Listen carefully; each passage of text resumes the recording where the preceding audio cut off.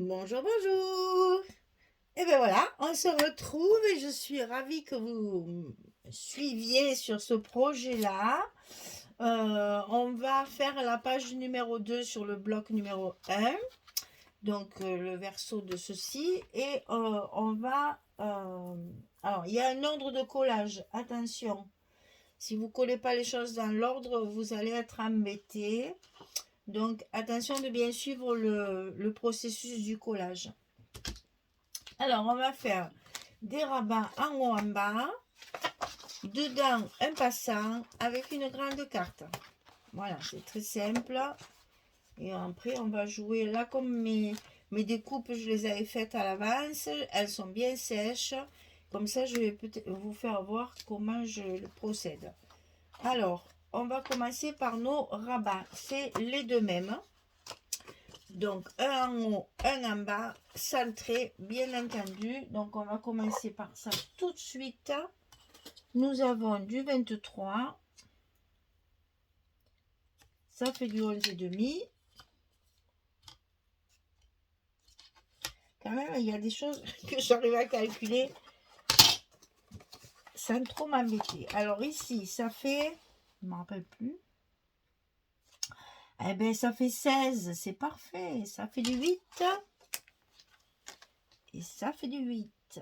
Ça, c'est génial.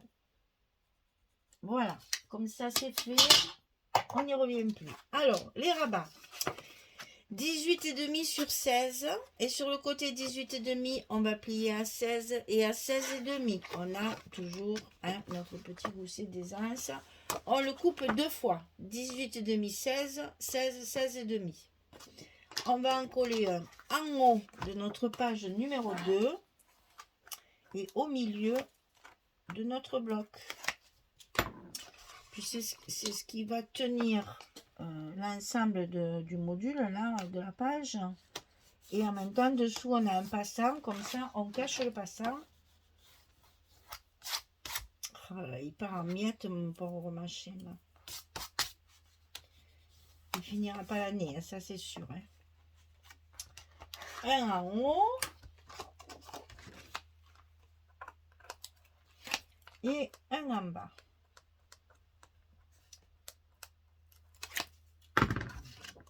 Toujours bien centré. Il est intéressant qu'ils soient l'un sur l'autre, bien sûr.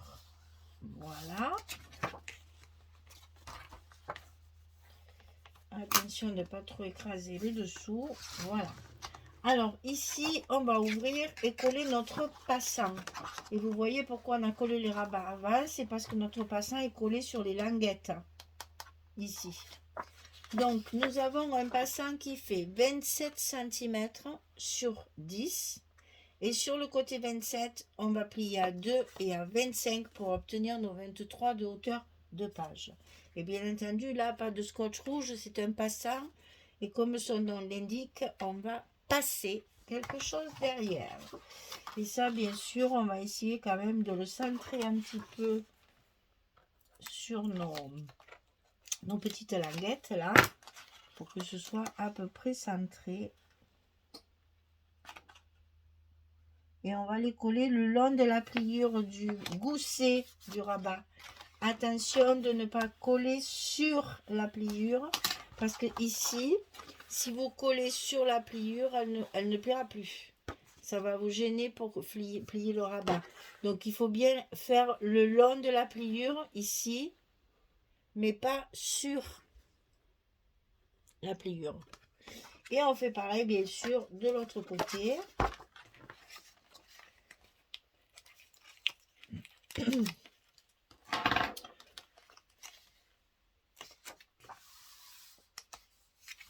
Voilà.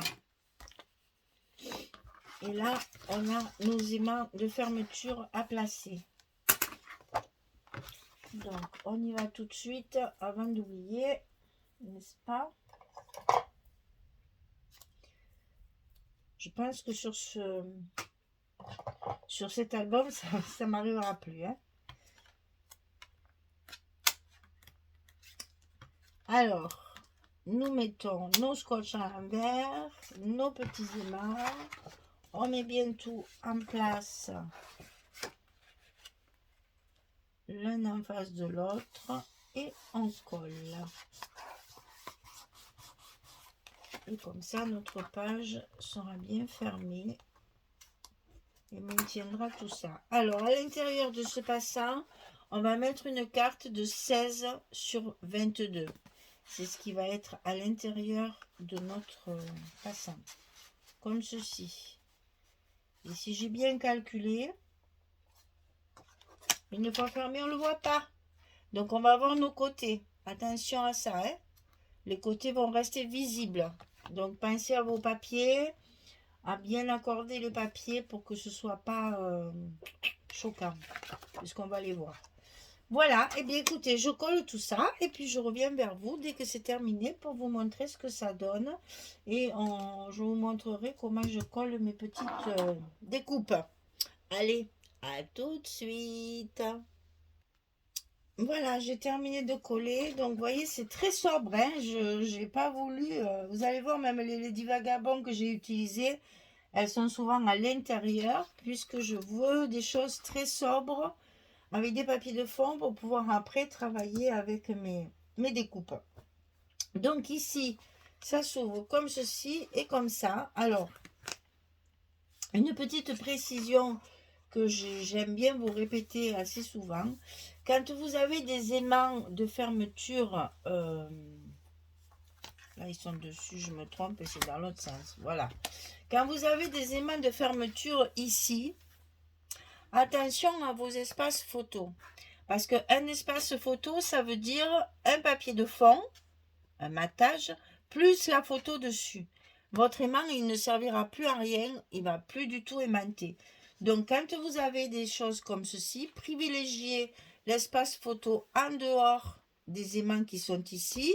Et là, comme ceci, vous avez qu'un papier. Et là, ça marche très bien. Ça tient bien.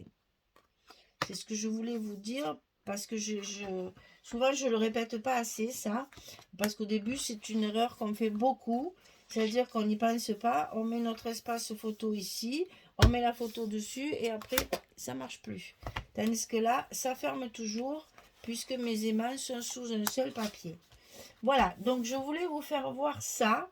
Comment je vais faire pour en mettre un peu de partout et pour justement décorer mon album et le rendre un petit peu plus baroque, hein, puisque c'est du papier vintage.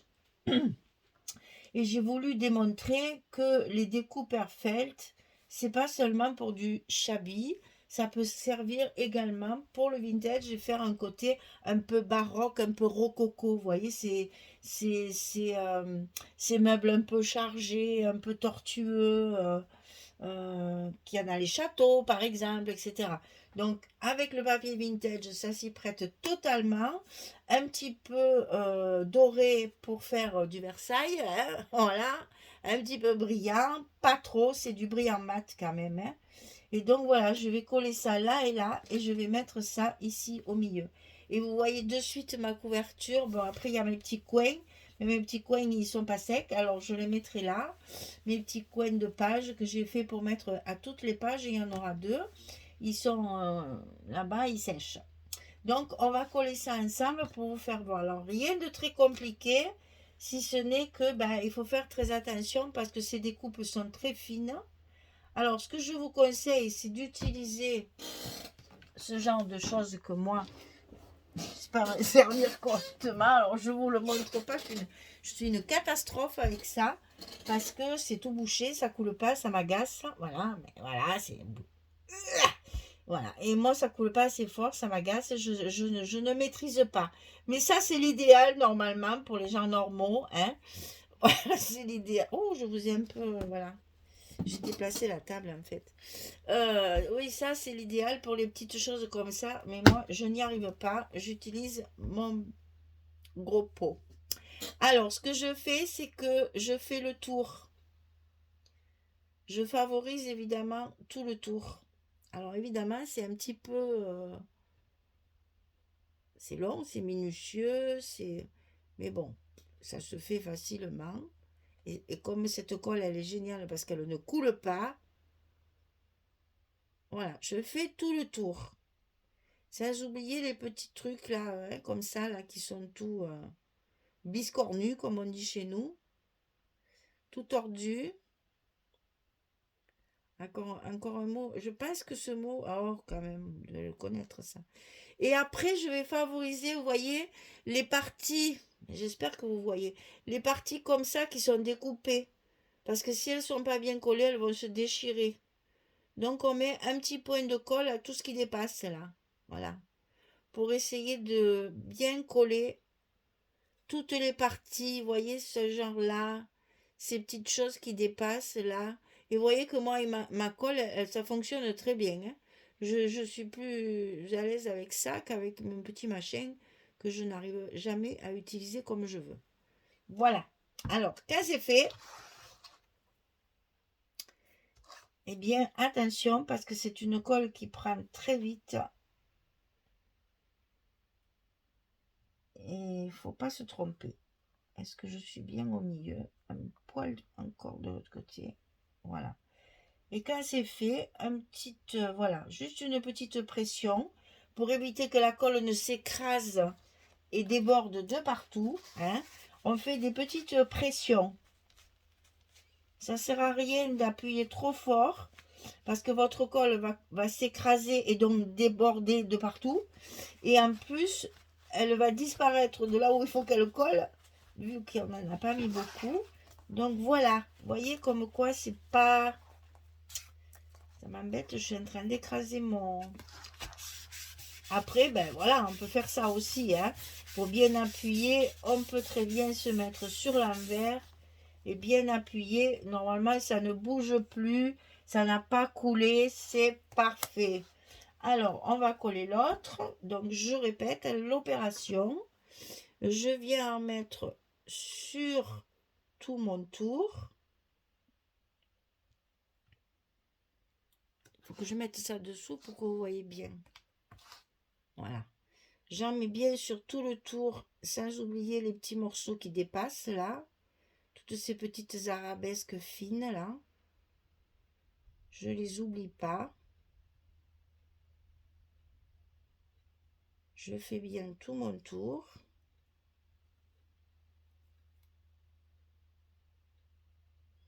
Avec patience et minutie. Ne vous amusez pas aussi à faire ça à plat sur la table, parce que vous allez coller les petites, la découpe et après ça va la déchirer. Faites-le en l'air comme moi. Bon, ça prend un peu plus de temps. Si vous vous appuyez sur un papier ou sur une table, ça risque de se coller.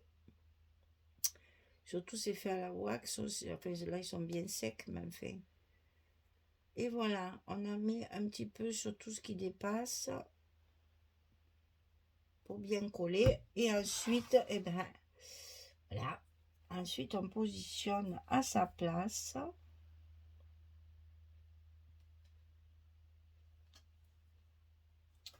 On vérifie que ce soit bien au milieu. Un petit tapotage très doux. Et après, on prend un chiffon propre. Un chiffon. J'ai du sopalin. Hein. L'idéal, c'est une serviette éponge. J'ai vu puisqu'on on essaye de se lancer dans la technique Lavinia avec Françoise, là. Et elle travaille qu'avec des serviettes éponges. Bon, je vous dis pas dans quel état elles sont, parce qu'elle ne doit pas les laver tous les jours. Mais bon, je pense que c'est l'idéal. Et là, allez, on fait bien prendre. Voilà, super. Et de suite, regardez déjà l'effet de ma page. Plus rien à voir. Hein, ça habille. Pensez qu'ici, il y en aura encore. On va rajouter un petit mot, un petit truc. Alors ça, j'ai donc découpé une chute de papier. Hein, vous l'avez vu, c'est une petite porte de la collection. Dans mes chutes de papier, je l'ai collé sur une découpe Airfelt aussi. Et donc, une fois que c'est fait, en plus, une fois que c'est collé, c'est bien raide. J'ai passé ma cire dorée tout autour. Et maintenant, je vais le coller ici au milieu pour faire ma fermeture. Donc là, je vais prendre mon repère, évidemment, pour pas coller le haut. Ben, j'ai perdu mon crayon. Hop, donc ici, pas de colle. Et là, on y va bon train, hein. Pas trop au bord pour pas que ça déborde, hein. C'est moche, la colle qui déborde partout.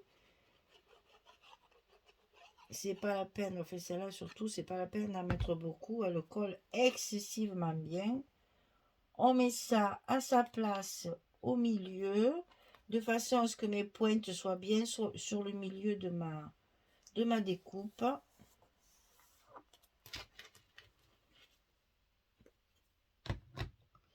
Alors, voilà. Un quart, c'est terrible, hein. Et je râle hein, parce que c'est vachement pratique. Mais je pense que celles qui s'en servent, elles diluent la colle avec de l'eau ou elles prennent des colles plus liquides. Et moi, ma colle est trop épaisse et en fait, elle coule pas. Si je le mets à l'envers pour bien faire couler c'est de la même colle, hein.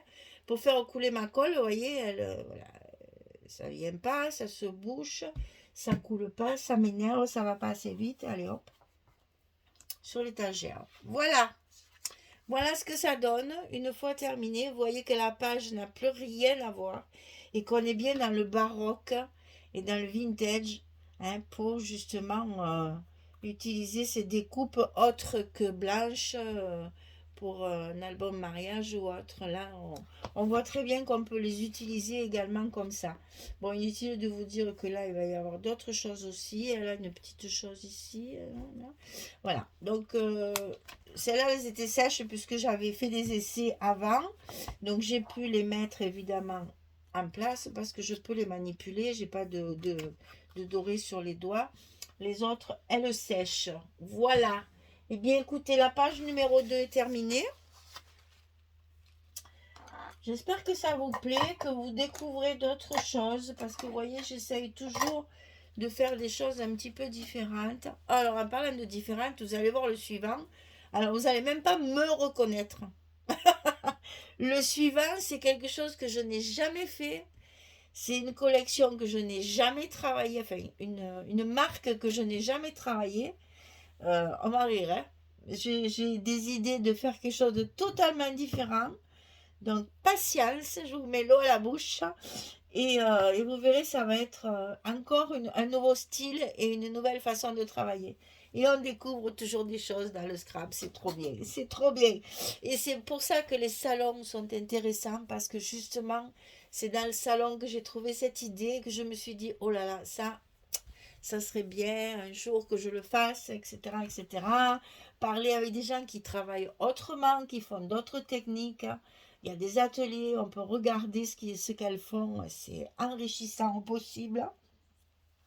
Et puis bon, on rencontre les scrap copines et ça c'est magique, hein, vraiment.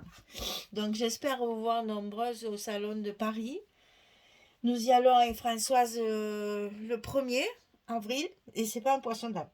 C'est pas un poisson d'avril, c'est vrai, on y va le 1er avril. On espère que dans le train, on n'aura pas trop de surprises.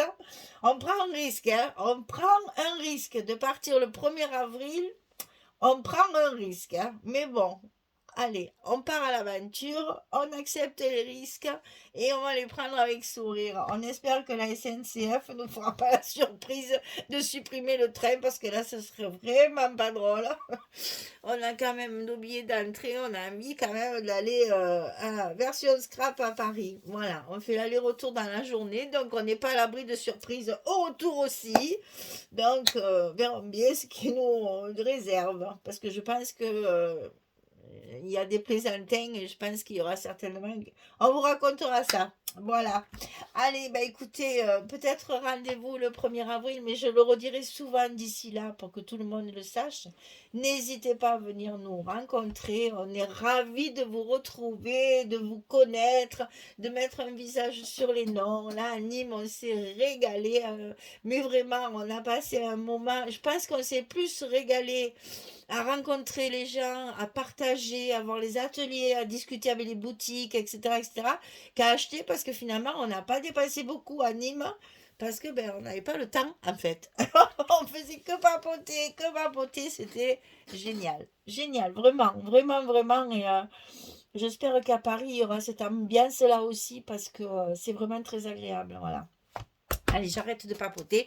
Je vous dis à très très vite pour le bloc numéro 2. On va continuer cet album ensemble jusqu'à la décoration où vous voyez, on va changer un petit peu de nos habitudes. Pas d'embellissement comme d'habitude, c'est des découpes Airfelt.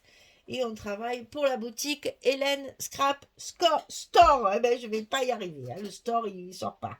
Donc, la boutique d'Hélène, la boutique de scrap, on va dire ça. Boutique de scrap d'Hélène. On va faire ça, ce sera plus facile pour moi. Allez, merci beaucoup. À très très bientôt. Au revoir tout le monde.